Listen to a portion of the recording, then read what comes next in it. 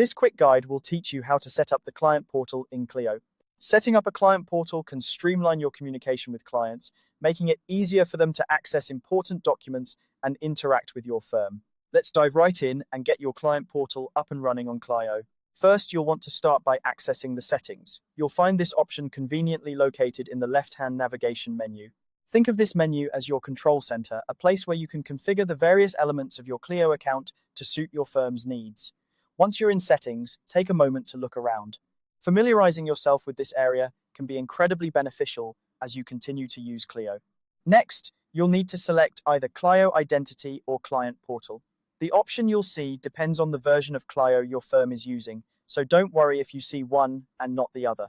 Both options will lead you to the functionality necessary to activate the client portal. This portal is a secure infrastructure designed to facilitate seamless client interactions, and activating it is a key step in improving client communication. Now, look for the master switch. This is typically easy to spot, and all you need to do is toggle it to on.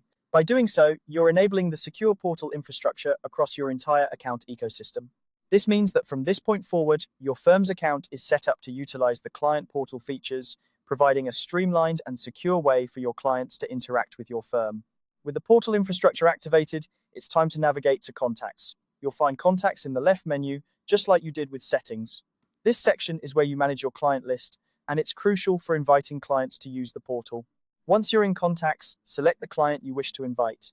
If you have a long list, you can use the search function to quickly locate the desired client. After selecting the target client, click on Edit Contact. Alternatively, you might find a Clio portal status block on their dashboard layout. Either option will allow you to proceed with inviting your client. The Clio portal status block is a handy feature that gives you quick insight into whether a client has been invited or is already using the portal. Finally, click Invite to Portal. This action sends an invitation to your client, granting them access to the client portal.